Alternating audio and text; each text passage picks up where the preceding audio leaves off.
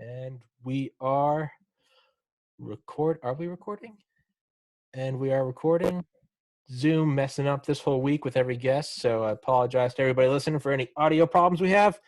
Today is the one and only Mr. Nick Pope of Encounters of Rendlesham Forest and several other books, but I am a huge fan of yours. I'm a huge fan of all things ufology, and so I don't butcher your introduction. How about you introduce yourself, sir?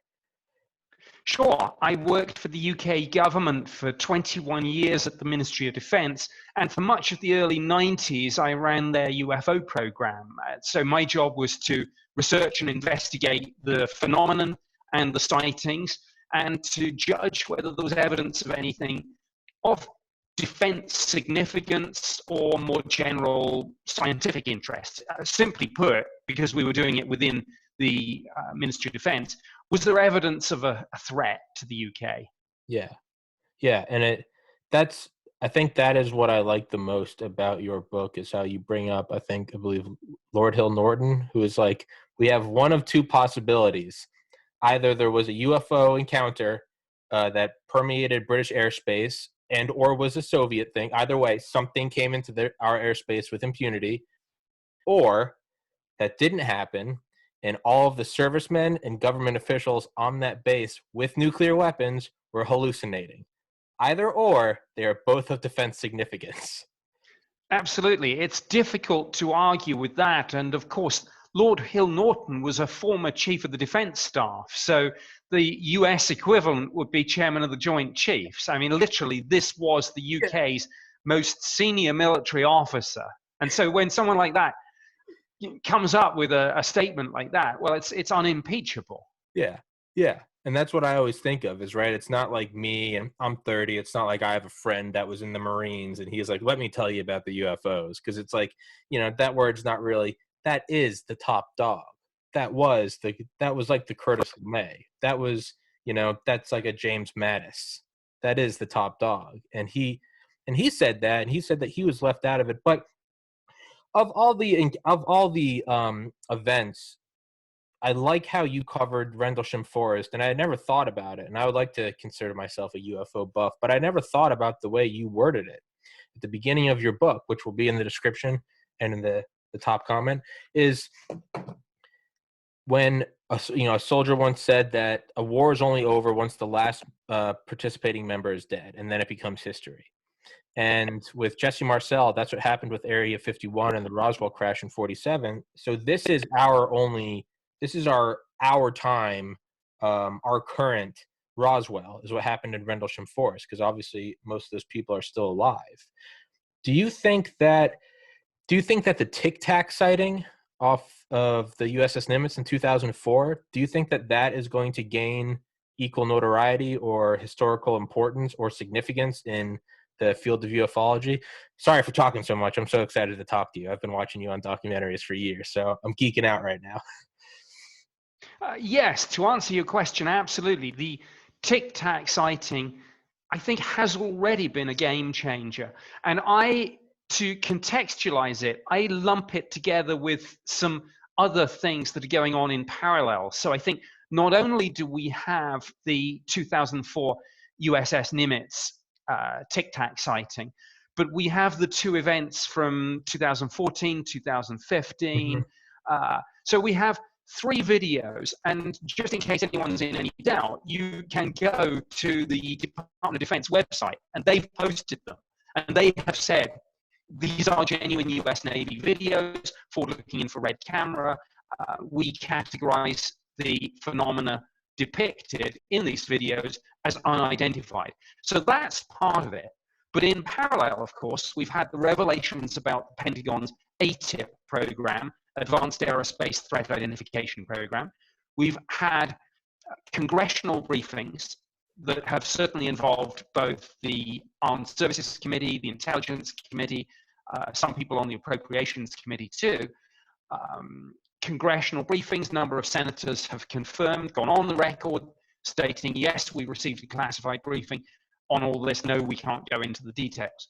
Marco Rubio, for example, has been briefed. Senate Intelligence Committee demanded a report from DNI. So basically said to the Director of National Intelligence, we are not satisfied with current arrangements within the US government, whether it's the military or the intelligence community. We need to draw all this together, find out who knows what, and get one system set up and do effectively, I guess, a proper intelligence assessment of the phenomenon. What is this thing in our airspace? So we've got that going on. We've got the US Navy has now issued guidance to its pilots telling them what to do if they encounter these things, but they're not prepared to say what that guidance says. I guess rules of engagement, that's fair enough. And the final piece of that particular puzzle, of course, is that in parallel, the Pentagon has set up this unidentified aerial phenomena task force, partly to meet the remit of the Senate Intelligence Committee, but partly more generally because these sightings, of course, are going on. I mean, the three videos, Tic Tac and the other ones, this is not an isolated incident. This is part of an ongoing series of incursions into restricted US airspace, whether it's around our multi-billion-dollar aircraft carriers or whether it's around fixed installations on the continental United States. But this is going on, and we need to find out what's happening. Is it Russia? Is it China? Or is it something else? We need to know. Yeah. And it's kind of like Lord Hill Norton, right? It's like whatever the explanation is it's fantastic, right? Is this the equivalent of seeing the stealth fighter in 79? And it's like, what in the world is that? Is this the B-2 flying in like 90? Is this what we're seeing? Is this just the U.S. government really flexing how far ahead they are? Maybe, I don't know, China getting a little throwing its elbows around. Maybe we want to zip around in some hypersonic Tic Tac, show them what's up. Or is this a Chinese or Soviet craft? Or is this extraterrestrial? Regardless of what it is, it's insane because it's happening. And so do you think that we're moving any closer to some sort of, I mean, and I know it's, as you say in your book, it's the holy grail, right? Disclosure with a capital D. The president comes on and says, hey, we got these, sorry, aliens are real. Let's move into the intergalactic civilization with 0 point energy. It's all, milk and honey. Or is this just going to continue to be this sort of stumbling, and it's going to happen whenever it happens? I think the question of disclosure, of course, turns on what indeed there is to disclose. And now, if, as some believe in the UFO community, there is literally a spaceship in a hangar somewhere, then I guess the president could do that great speech that people fantasize about. My fellow Americans, people of the world, we're not alone. Obviously, probably no legal or constitutional difficulty with that. There might be some issues if it transpires that the unstated postscript to that statement is, and by the way, we've known about it since 1947 and we just haven't told you. So, setting that aside, it's interesting. And literally in the last few weeks, there have been some hints dropped. I want to go back actually to something Marco Rubio said, which is very interesting. He said, and it picks up your point about, is this our own tech? Is it Russia? Is it China? Marco Rubio said, I would almost rather it be extraterrestrial because, frankly, if this is Russia and China, with the sorts of speeds and maneuvers and acceleration that has been attributed to this, and don't forget, it's not just pilot eyewitness testimony, it's radar data and forward-looking infrared camera footage. So we've got all that together with all the other MASINT and all the other things we probably shouldn't talk about. But there's a lot of data. There's a lot of data that the US will have on this. And so for Rubio to say, I'd rather it was extraterrestrial than Russia or China, I get that because, of course, what he's saying is that if Russia or China has made that kind of technological leap, then we are in trouble. There's a capability gap here. But so now, of course, as you know, in the shadowy world of intelligence, nothing's ever quite as it seems. There's bluff, there's counter bluff, there are plans within plans. So who knows? Yeah. But yeah, we are certainly in interesting times for sure. Yeah. Yeah. I've had on a guy on here several times, Dale Comstock, who is the youngest ever member of Delta Force and who is in the CIA Special Activities Division, which is the literal inspiration for Ian Fleming's James Bond. So point being though, is I remember asking him about some stuff about just kind of the upper tiers of black ops and plausible deniability. And I've said this quote a lot, but I'll say it again. He said, once you get to the upper echelon, the upper, I guess, the summits of intelligence, it turns into a, quote, foggy forest of mirrors. And that's what it feels like, is it just kind of dissipates into a fine mist. And it's like, who is behind what? What is going on? Well, absolutely. Now, in military terms, of course, being almost boringly mathematical about it, there is an equation that defines threat. And one always says that threat is a product of capability times intent. Well, we know from the data that we have, the capability obviously looks pretty impressive. What we don't have data on at all is intent, because we don't know, as Lou Elizondo, who ran the ATIP program, said, to borrow his phrase, I hope he doesn't mind, we don't know who's behind the wheel here. I hadn't thought about that, right? But yeah. But so we have this situation where we know the capability is good, but we don't know what the intent is. Therefore, in our threat equation, we can't say whether there is or isn't a threat. And in those circumstances, it's better to assume there's a threat and be relieved when it doesn't materialize than the other way around. But one more point that I had meant to make. Sure. We've seen in the last couple of weeks some hints, not just from senators, but even from President Trump and from former President Obama. President Trump has given several interviews where this subject has come up. He said in relation to one of the Navy videos, he said, well, our very fine pilots see these things, and there seems to be something a little bit different this time, and we're watching. Then he went on in a later interview to say, and I think this was one with Reuters, he said that's one hell of a video, and who knows, it may be real. And then in a Father's Day interview with Donald Jr.,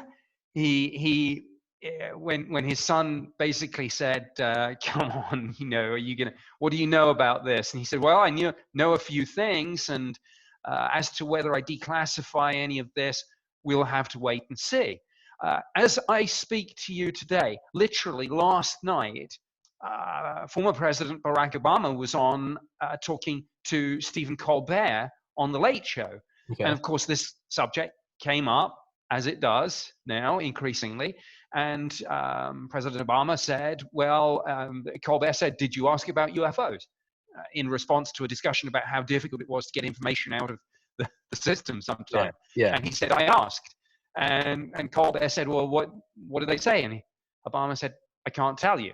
And so Colbert said, well, wait a minute.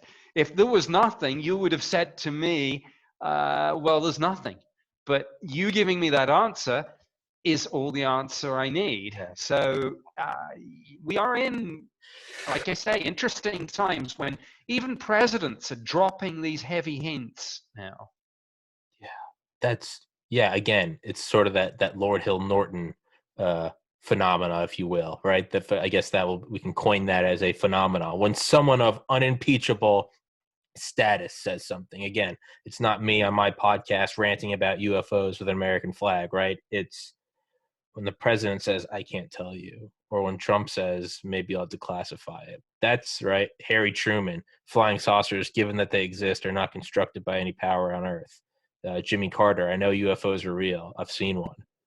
Like, right? It starts to get a little like, well, because there's one, right? The mind, it can go cognitive dissonance, right? You can go, well, he just doesn't know what he's talking about. Stupid Republican, stupid Democrat, right?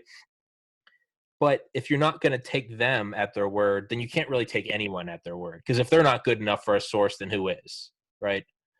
Well, absolutely. And then people want it both ways. Yeah. If they had turned around and said, no, honestly, there's nothing to this. He's people lying. Would have said, oh yeah, they're debunking it. And Yeah. then when they kind of drop a hint like this, they say, "Oh well, they must have been joking." Well, look at the body language, look at the facial expression, examine the words that were said, and it's not a Republican or a Democrat issue. I've spoken to people, political figures on both sides of the divide here.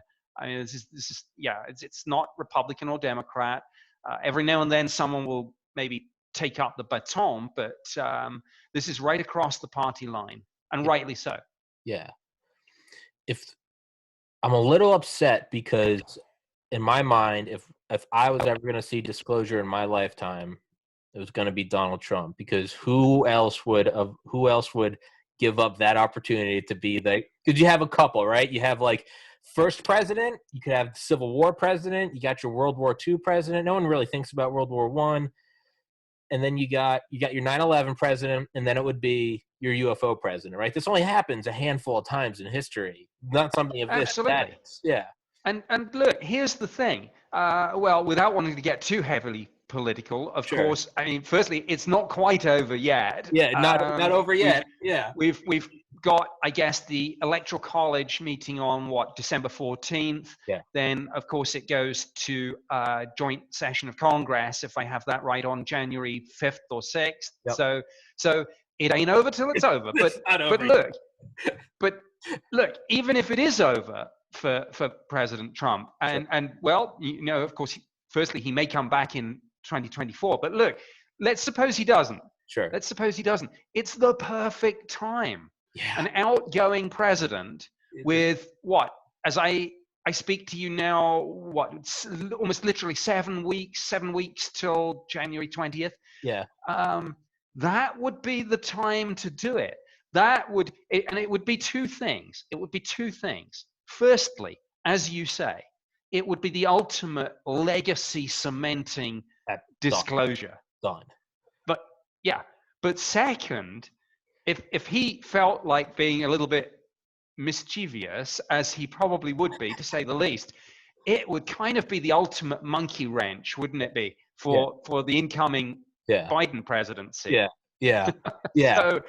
So actually, Donald Trump would be the perfect disclosure president in those last few weeks, because what's the comeback going to be? You're right. We are. Yeah, right. It's the middle finger. It's the throwing the match behind you as you walk out the door. And if anyone would do it, it would be him. Absolutely. And just, you know, it might be the my fellow Americans, people of the world, or it might just be a late night tweet. Oh, what the heck? 3 a.m. tweet.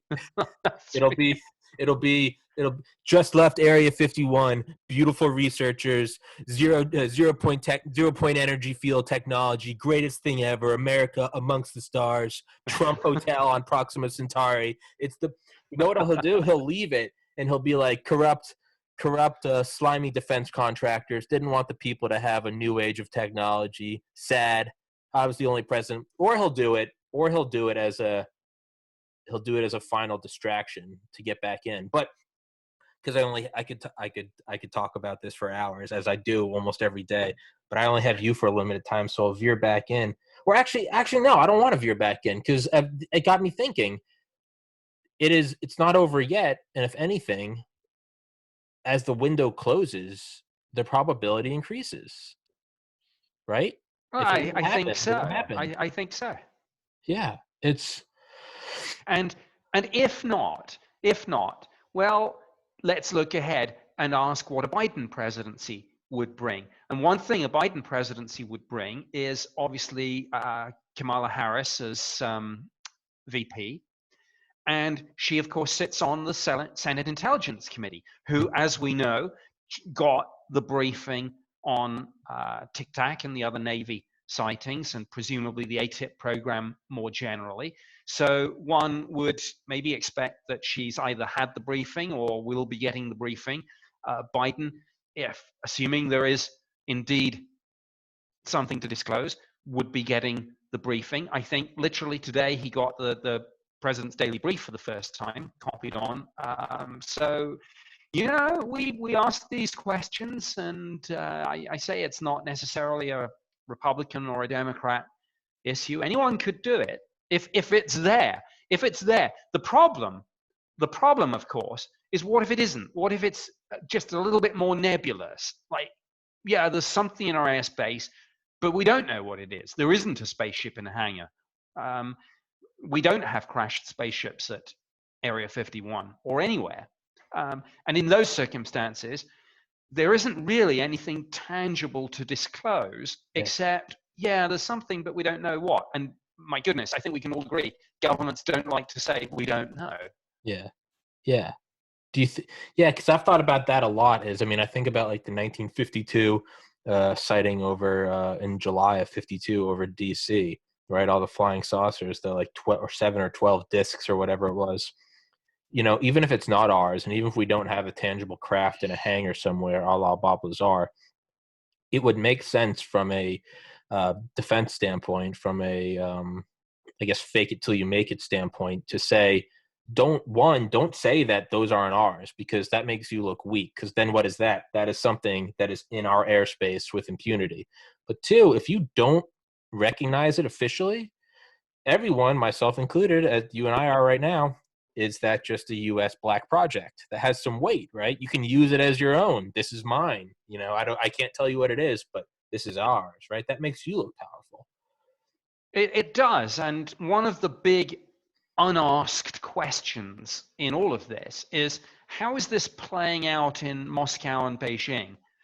And of course, it is playing out in Moscow and Beijing. I mean, they have been following, obviously, these events. You could not miss Armed Services Committee involvement, Intelligence Committee involvement, the videos, the UAP task force. Yeah. So the political leadership in Russia and China is obviously going to be turning to the service chiefs and the intelligence chiefs and asking, what the heck's going on in the United States? Yeah. And that's why I say, in the shadowy world of intelligence, is are they putting that material out to send a message to Russia and China? Hey, we've got this stuff. We hear a lot about hypersonic missiles, AI-controlled drone swarms, the militarization of space. Is all of this just part of that puzzle? And is the UFO community kind of caught up in it almost as a pawn in the chess game? Or is something else going on? We don't have the answers to those questions yet.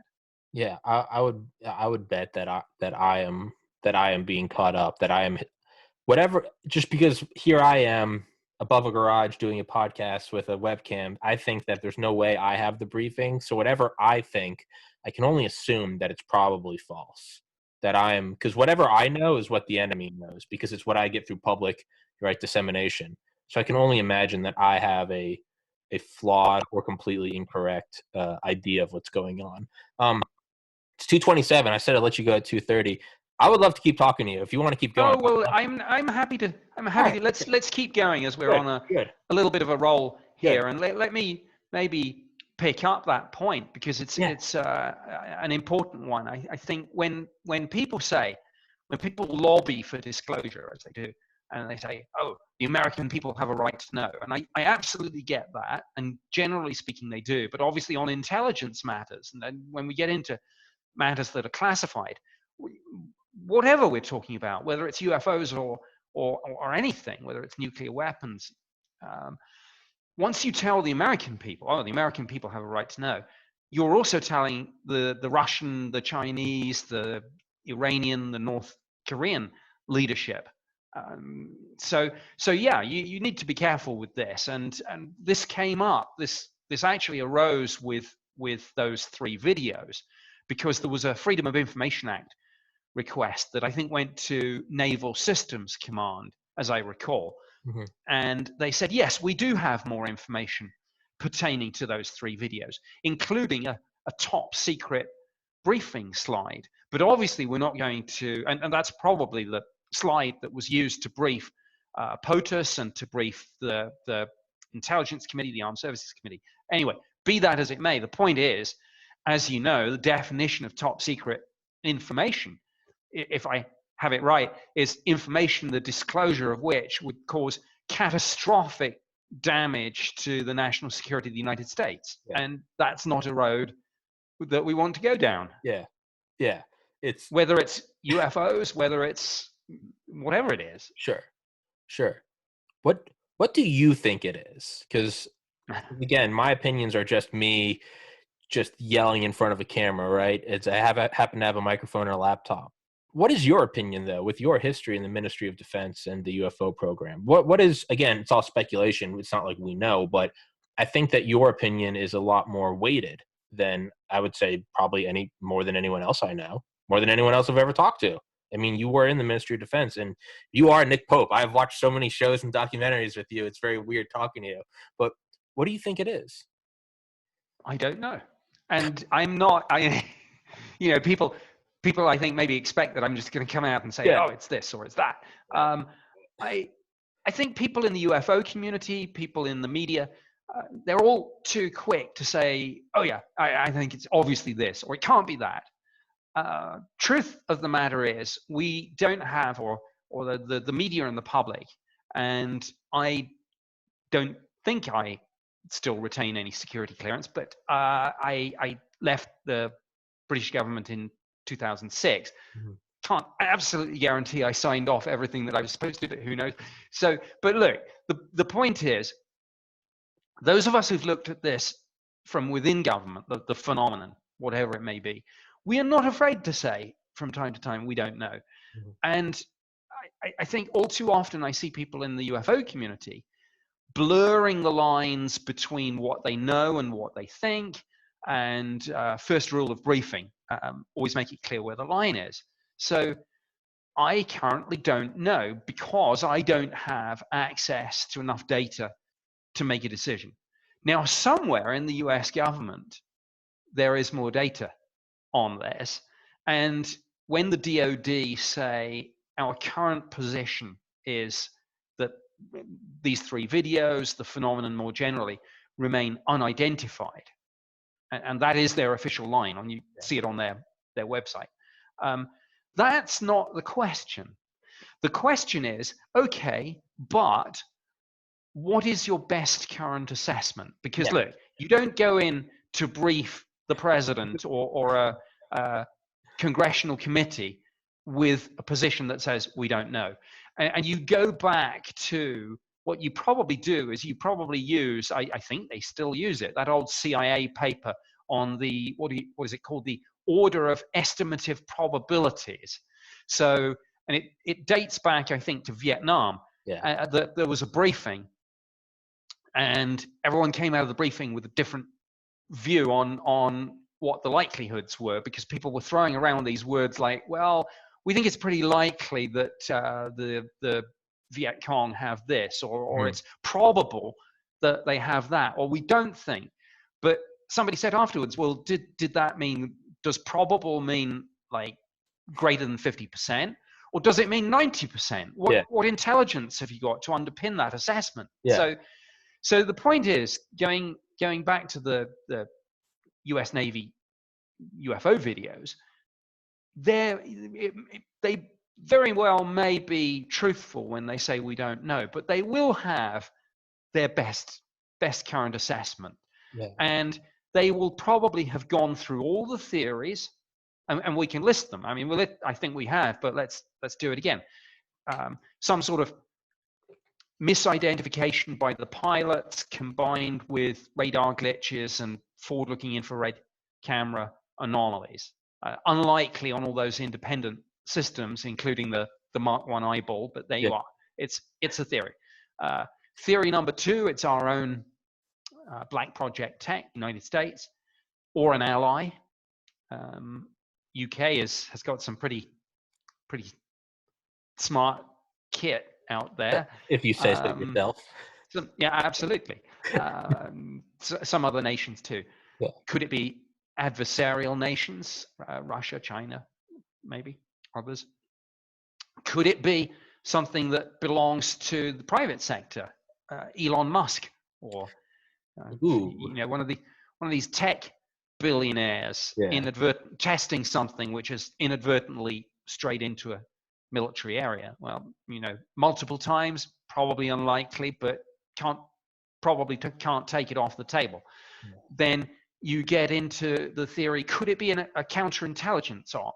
Could the whole thing be a constructed narrative designed to send a particular message to Russia, China, or others? And we kind of touched on that earlier with the discussion about how this might be playing out in Moscow or Beijing. And then we get into the exotic stuff. Could it be extraterrestrial? Could it be time travelers from the future? Could it be interdimensional? Could it be demonic? I mean, all those things. I've heard all those things put out there as theories. Yeah. You maybe can't completely take them off the table, but that would be the interesting question. Which of those theories have been taken off the table? Even if you don't have a definitive position, which have been absolutely eliminated, and which are high order possibilities, 60, 70, 80 more. And how does it pan out in relation to the old CIA order of estimative probability paper? Yeah. Excuse me. I hadn't thought about private sector. That would be nuts. But yeah, what I was thinking is in the Commander Fravor interview on Joe Rogan, he talks about, and he kind of says that at one point, and they don't really touch back up on it, but he was like, they later told us that, hey, we've been seeing these things come down. What is the number from 80,000 feet to sea level in 1 second? But there's one line that he says on the interview. He goes, yeah, they told us afterwards that they'd been seeing these every day for the last couple of weeks. So he says these, and that there were swarms of them. And two, they saw them every day for a couple of weeks. So it's, even Fravor is just telling us what he saw, but he's alluding to more people being aware of this that had just kept it hush. And to me, that adds a whole nother dimension to it, because it wasn't a one and done, right? Like you said, 2004, 15, 16, we got West Coast, East Coast, got the Go Fast, we got all these different videos of them. That kind of throws another monkey wrench into the theory. It's like, oh, this has been happening a lot, or at least relatively a lot, right? Every day for a couple of weeks. I mean, that's insane. I think it is somewhere in one of the U.S. Navy spokesperson statements where there is a phrase along the lines of, and I think this was a response to the story about the U.S. Navy issuing guidance to its people about what to do if they encounter these things. But the phrase used, just from memory, was something like, in response to an ongoing series of incursions. So absolutely, two things. It's not just one and done. Yeah. And it's not historical. It's happening here and now. Yeah. Right. It's not, in line with historical unidentified flying objects, except no, within the last couple of weeks, right here, right over there, where you're going to be flying today. Like, I think Fravor said that as well. He said those ones on the East Coast that looked like a cube inside of a sphere, said that's what they looked like. And their heads up to the pilots was, their message to the pilots was, hey, keep an eye open. You don't want to run into one of these things. You might crash. Like, what the hell? They're just nonchalantly throwing that out there. Like, hey, we're going to do this training. And by the way, watch out for these cubes inside of spheres. Like, yes. I mean, and these Navy Top Guns don't spook easily, and no. They're not easily impressed, and yet you listen to I think 2 of the 3 declassified videos have audio on them, and I mean, it's great fun listening to that, and obviously we go back to the point, it still could be a constructed narrative, and some of these people, they could all be in on this, but it sounds pretty authentic and real time, and these people, they're being impressed by whatever this is that they're interacting with. And as I say, it's not just these historical incidents. It's happening here and now and today. And of course, that's the other point with all that. When people like Commander David Fravor speak out about this, and we've got now, I think it's something in the order of 5 or 6 pilots, weapon systems operators, radar technicians, those sorts of people on the record But that is the tip of the iceberg, or a tip of the iceberg, if you want to use the joke. Okay. So, but the point is that most of the people speaking out, of course, have left the service, and most of the people still in the service who are going to be interacting with this, well, they're not authorized to speak to the media on that. Any statements to the media would be proactive and would come out through DoD Office of Public Affairs. So it's not like we're getting to know these things. That's why I say it's stuff is happening literally as we speak, I'm sure, but it's not being reported. And Lou Elizondo said another interesting thing about this. One of the phrases he used was, he talked with some of these encounters about the transmedium travel, this ability to seamlessly move underwater and through the air. Again, we're looking at some, potentially some an interesting new propulsion system, interesting new physics. And on that, very shortly after the New York Times broke this story about ATIP and the Tic Tac encounter nearly 3 years ago now, Congress started demanding answers to the Defense Intelligence Agency and said, hey, what's with this program that we read about in the Times and the Post and Politico? Because you people told us nobody was interested in this, and we don't have a program. And now we learn in the media that we do. What gives? Fair question, obviously. So, because for years, if you'd called up the DoD Public Affairs Office and said, what's your line on this? As I say, it would be, we're not interested, no one's investigating. And now we know that that was not entirely correct. So Congress asked the DIA, what is this ATIP? DIA wrote to Congress, I think January 9th, maybe, or 11th, can't quite remember, 2018. A number of senators and staffers had obviously demanded answers. And they said, look, this is what we, firstly, they tried to spin this as being a program about next generation aerospace threats. They didn't straight come out and say Russia and China, but that was the clear implication. But then something very funny happened. Funny, peculiar, not funny, amusing. Well, maybe both. Because they said, attached, please find a list of scientific and technical studies produced under the ATIP contract. And there were 38 of them. And they got into some pretty wild theoretical physics stuff: anti-gravity, invisibility, stargates, warp drive, wormholes, stuff like that. This is what our taxpayers' dollars went on, by the way. So I didn't know this. This is news to me.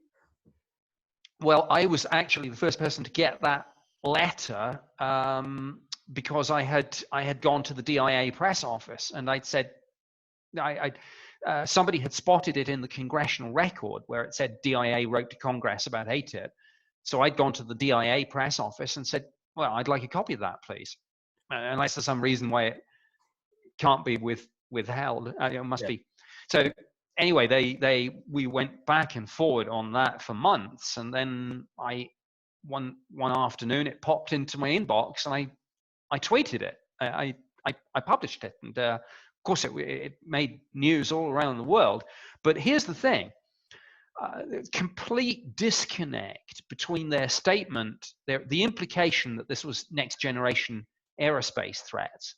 Well, how many of those 38 papers do you think were about things like Russian aerospace technology, Chinese missile tech, North Korean factory capacity, Iranian political intentions with regard to ballistic missiles? How many papers out of 38 were about any of that? 30. None. Okay, I was about to say, part of me thinks it's 38 or part of me thinks it's 0. It's zero. It's all this heavy theoretical physics, which is totally configured on interstellar travel. And if anyone still thinks it's Russia or China, and they're just thinking 30, 40 years ahead, Yeah. one of the papers is about the Drake equation. Oh The God. Drake equation I know. only has one purpose, Yeah. and it is to estimate how many communicable civilizations there might be in the Milky Way galaxy. Yeah. So if this is really about Russia and China, why would you want to know how many communicable civilizations there are in our galaxy? Come on, I mean, so Yeah. so that's part of it. And look, here's my working theory about ATIP. Everyone remembers, or people in the UFO community remember Project Blue Book. Mm-hmm. Conventional UFO program, very much like the one I did in the UK. Methodology was that you look at the sightings, you interview the witness, you check the radar tapes. If you've got photos and videos, you analyze them, and at the end you try to assign a solution to a case. Is it a misidentification, a hoax?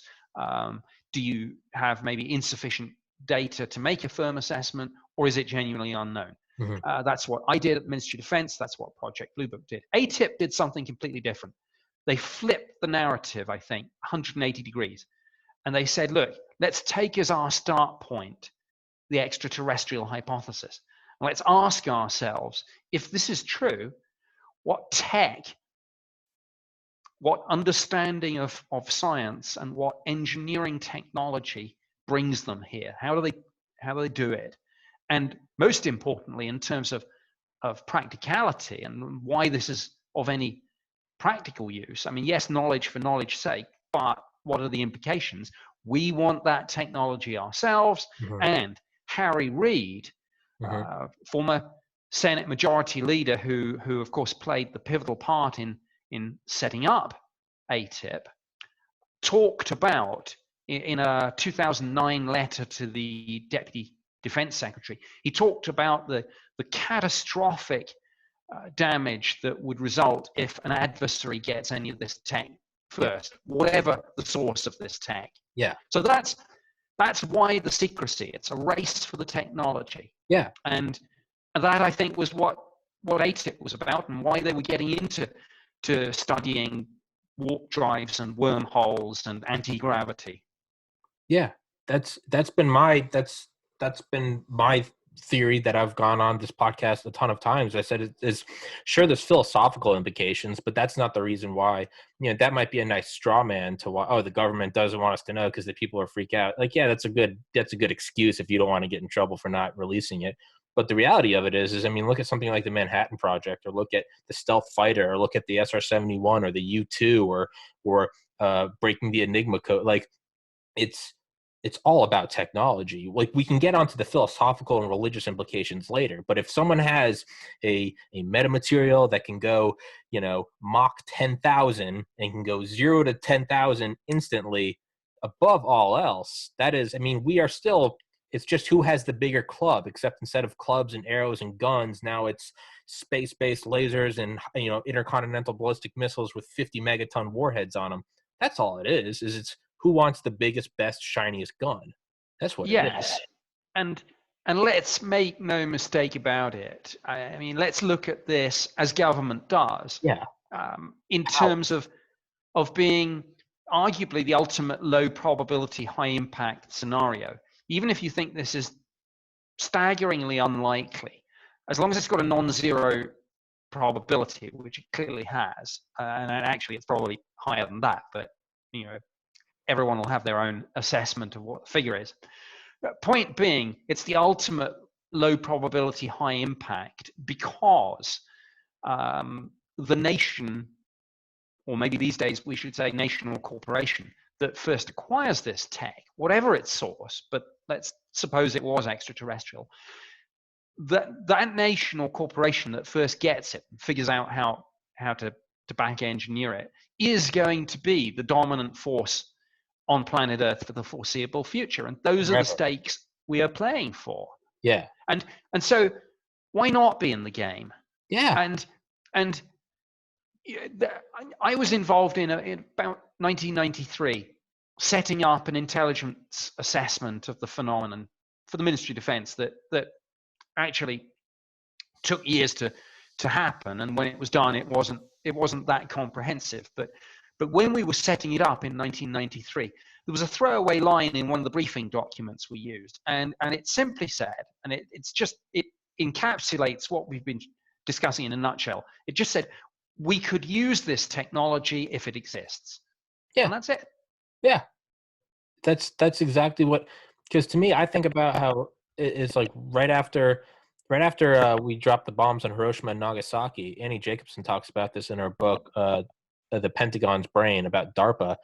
There was a discussion. There was like a public discussion from 45, I think, through 48 about whether or not we should just go nuke the Soviets into oblivion and then go to China as well, because it was only a matter of time before someone else got it, and there would never be that quantum leap in power, because all of human history, it's going back and forth. And we were suddenly at this precipice where we could take out everyone and then never, it would just be America forever. It would be planet America. UFO technology is the same. It's not that you're ahead. You have a chance to just, you win. Yeah. You win the game. And that's why I know a lot of people around the world unfairly do down the United States. But my goodness, when you look at the United States and the United Kingdom, for example, in terms of moral leadership and standards and things like that, if that opportunity arises, we want the United States or the United Kingdom to be the nation that first acquires that technology, precisely because we wouldn't use it to wipe everyone out. Yes. Just as we, yes, they may have had that debate, but ultimately, because we are on the right side, we didn't nuke the Soviets and China.